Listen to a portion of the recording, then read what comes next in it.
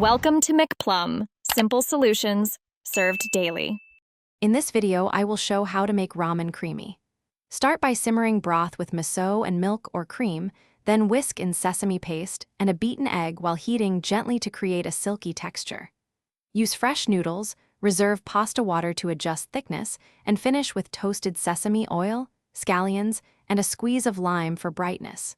Serve immediately for best texture. To build creaminess, start with a rich broth base and add fat and emulsifiers. Combine butter or cream with miso, tahini, or peanut butter to create body. Slowly whisk in an egg-off heat for silkiness, and use starch or reserved noodle water to adjust thickness. Toast spices and finish with oil and acid to balance richness before serving.